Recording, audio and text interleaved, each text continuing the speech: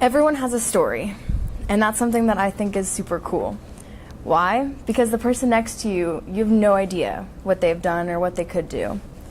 And that's what I want to show people. I want to tell other people's stories.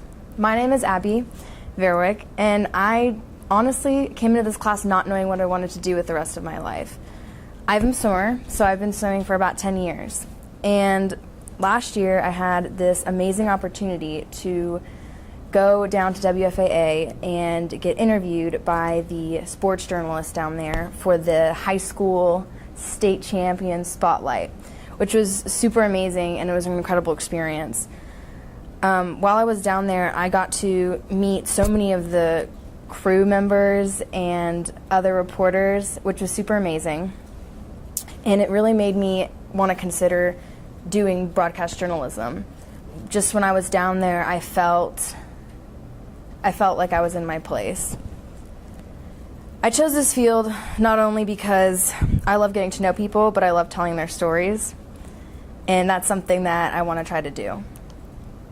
For my quote this year, I chose a quote by Maya Angelou, and it says, "I've learned that people forget what you said and people forget what you did, but people will never forget how you made them feel." And that's been kind of my main goal this year, is not only do I want to tell stories, but I want to tell stories that can make a difference and can make people feel things. I want to change the way they might think of something else, or maybe introduce them to a new concept that they didn't know existed. For my first research assessment, I learned that there are several different paths under the big broadcast journalism umbrella. You can take a more technology route or a more journalism route. You can do more editing and sound splicing, and you can do more writing and producing, which was something I didn't know. I learned that you're going to have to be good with technology, especially nowadays since everything is changing and we're relying so heavily on computers. I was at college visits, and several of the courses that we had to register for, there was one actually for coding, because coding has become such a prominent tool in multimedia. For my first interview assessment, I met with Tim Ryan, who is a co-anchor for Fox 4's Good Day, and he told me that news does not happen in the newsroom, which is a quote that really kind of stuck with me, because when you think about it, it makes perfect sense. The newsroom is what they just use to put the news out there. He taught me that as a broadcast journalist, you need to not only be factual and credible with what you're saying, but you need to be personable. You need to be someone that people enjoy watching and enjoy hearing. If you are monotone and you're up there talking, no one is going to actually listen and take in what you're saying. They might watch you, but they might not actually be listening.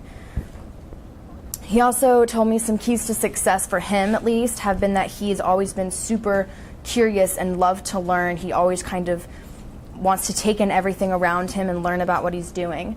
And he also loves to stay updated on current events, which was super convenient. He played a little game with himself that I thought was really cool. As he went into the field, he would meet someone new and try to talk to them for 3 minutes about anything without stopping, which was something that when I tried to do, I was not very good at, so I've been working on it. He also told me to embrace failure, which was something that I found really cool, because no one I've met has told me hey, if you make a mistake, that's good. It's always been bad to make a mistake. I associate mistakes with a negative connotation. So he told me that when I make a mistake, he wants me to remember that mistake, not forget about it because I'm embarrassed, but remember it and use it to my advantage later. My second interview assessment was with Pete Delkus, who is the WFAA chief meteorologist. Other than fangirling over meeting the Pete Delkus, I got to learn a lot about meteorology.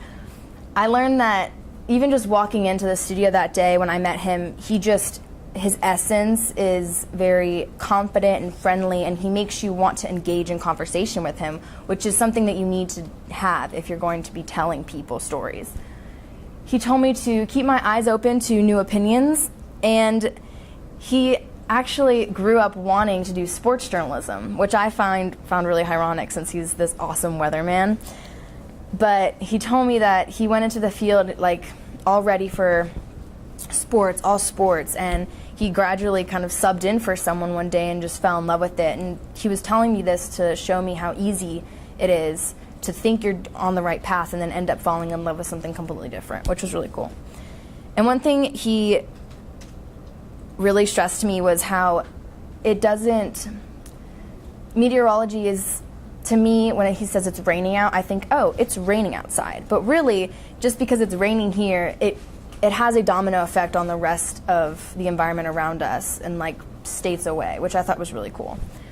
Following our interview, I was very hyped up about meteorology and thought that I was going to be the next weather woman. But I found after my research that I don't love science and math that much. So I will be looking at other paths. But one thing that I did think was really cool while researching meteorology, other than the math and science that I didn't like, was that, like the domino effect, just because there's a drought somewhere doesn't mean it's just a drought there. That drought can affect crops growing in other areas of the country, which I thought was really cool. I didn't realize just how much the weather in one place affected an overall area. For my third research assessment, I was researching media ethics, especially in today's society with all the social media and Twittering and Snapchatting and how easy it is to get false information or even put out false information without intending to. One thing I read about was that the article that I read really questioned media ethics, and for me at least, being a teenager, I've only ever seen the benefits of technology and how awesome it is to just whip out your phone and take a picture. But there's actually a lot of downsides to it. There's a lot of easy ways to manipulate and Photoshop and give the wrong impression and have it taken the wrong way, which I thought was really interesting. And it was something that I need to take into consideration going into the field, and I need to take note of it so that I don't end up doing it myself. My third interview was with Jack Fink, who is a CBS reporter, and he basically gave me a day in the life of a reporter, which was really cool because I've only really met anchors and studio-based journalists. So first, he wakes up in the morning and he brainstorms an idea and he gets ready to present it to the producers. And once he does that and gets it approved, he spends the bulk of his day preparing the story and kind of writing it and going out and getting interviews and photographing to cover it. And that takes the majority of the day. After the story is edited and he's completed it, he goes ahead and takes it on air, and then he's done for the day. And he repeats the whole cycle the next day.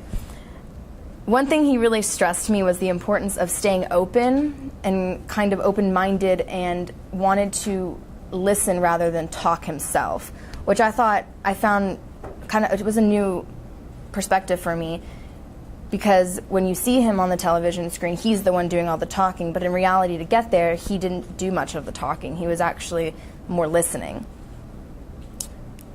My fourth interview was with Neil Beasley, who is a Fox Sports Southwest reporter, host, and producer.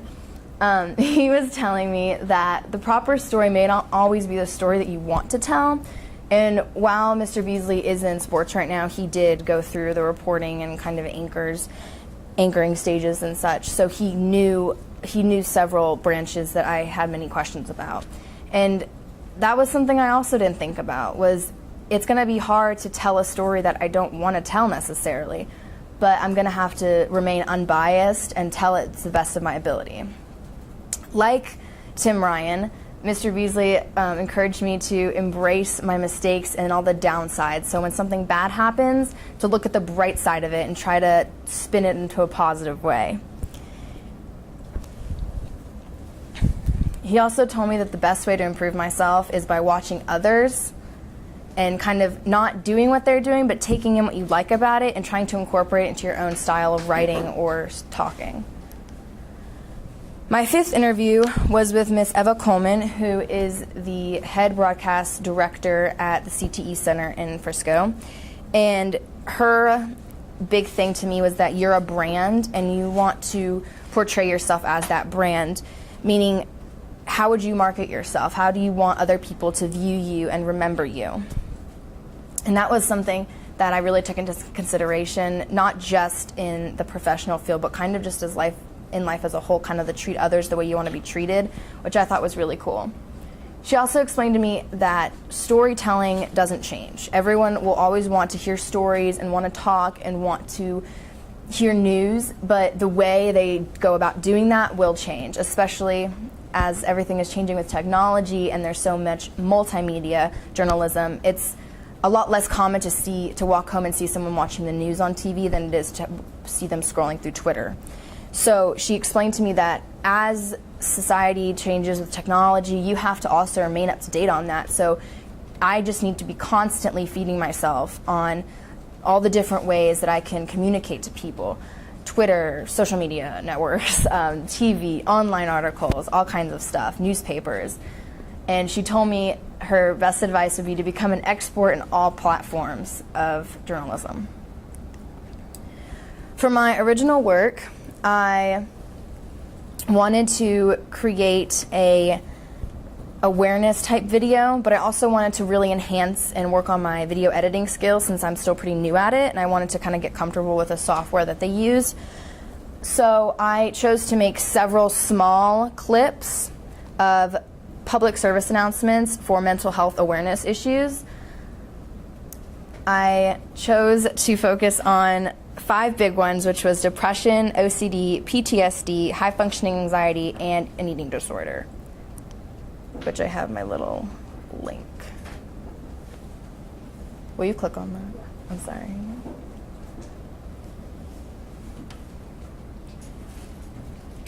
Happy birthday to you. Happy birthday to you.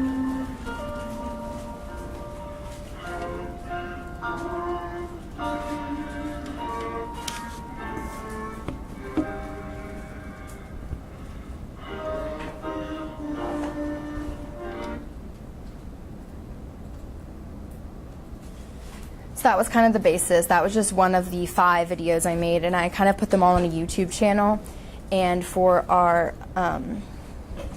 original work showcase, I had them on an iPad on my board, and they were kind of playing on a loop so that people would walk by and just see kind of whichever one was playing at the time.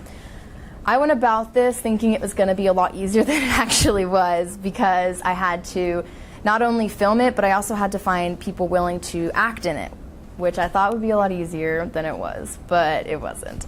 But once I did get actors in line, it was actually really cool to see them come together, and then I got to show them what we did, and it was cool because what you filmed didn't look like that when we filmed it. It actually looked completely different, and it was cool to see how editing could completely transform it and make you feel completely different than what you felt in the moment.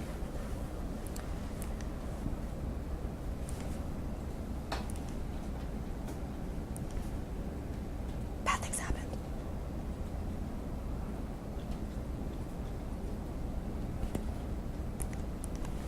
My 6th interview was with Miss Sonia Azad, who is a WFA reporter, and it was super cool to meet her because I've seen her on the news several times, so I was kind of fangirling a little bit. But I actually got to go down and meet her, and our interview ended up being on Valentine's Day, which didn't really affect our interview, but when I walked into the studio, the receptionist had tons of flowers and cards for all the female newscasters, which really melted my heart because it shows that just how many people actually listen and kind of pay attention to what they're saying, which I thought was really cool because it was all from not family members, it was from fans. And while I was with her, she kind of took me on a little tour of the studio, and she showed me a sound booth and how to create sound bites that she films for her story. So when she's not filming a live shot, she creates sound bites and she plays it over B-roll that she's collected that day, which is something I didn't know. I always thought that she was talking live when she was talking live, which is not always the case. She also explained to me during the morning meeting that I got to sit in while the producers were instructing everyone what they were going to play that day about how to set the show, and that it's kind of up to you and how you're going to portray your story. And while the producers may be in charge of what plays and what doesn't, how you go about it is up to you. And one thing she also explained to me that made finding mentorship really difficult was that as a reporter, she's always on the go. So a reporter could be planned to not have anything at 12 o'clock one day. And then there could be a breaking news story and they have to go to the other side of town, which makes it really difficult for them to commit to having a mentorship, which is why me looking for a mentor that was a reporter became really, really difficult. My 8th interview was with Miss Alicia Laventure she's a WFA anchor, and she really helped me. I kind of used these interviews as they were getting closer to the start of my final product, and I didn't have a mentor, as a way to kind of get help for that final product and get some feedback on it. So she kind of helped me go about how to start my final product. Since I knew I wanted to do something longer than my original work, I wanted to do a less short video. She explained to me that I didn't want to reach for too long, in the fear of that if it became too long and confusing, it wouldn't be as concise and understandable, and it wouldn't have as big of an impact on people. She also taught me kind of how to take initiative, and so I had not had a mentor yet, and I asked her for some contacts as well as some help on if she knew anybody that would be willing, that's a reporter that kind of has the time, and she led me to my mentor, who is my 9th interview, who is Mr. Kevin Reese from WFAA, and he's been super awesome and super kind. He's probably shown me the most out of all my interviews in just like the few mentor visits we've had, because every time I go there, I just kind of am immersed in all of this information, and it's so interesting to learn about everything they do.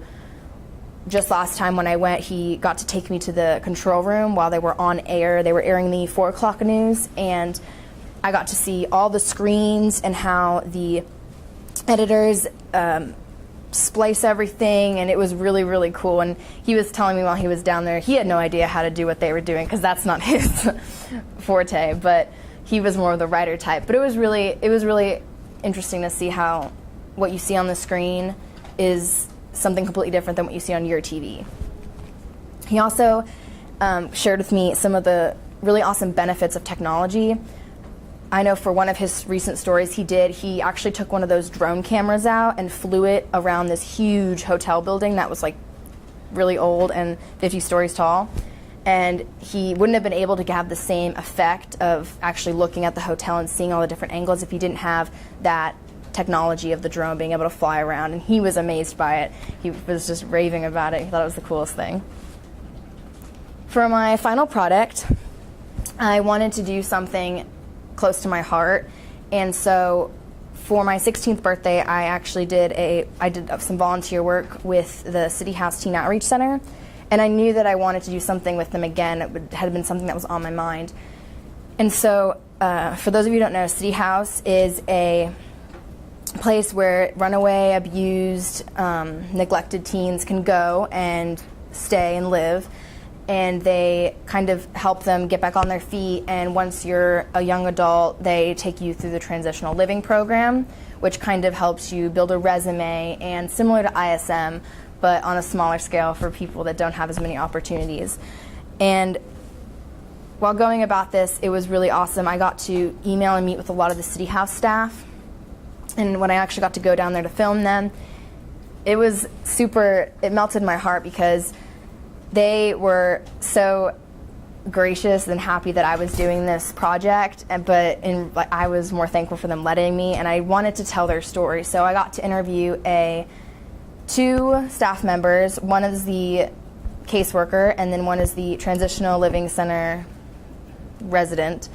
And then I also got to meet a teen going through the transitional living program, and it was really amazing to see kind of both sides of their answers, how the caseworker viewed the situation completely differently than how the teenager would. And so here I will play my video, which I don't have up yet. Thank you for listening.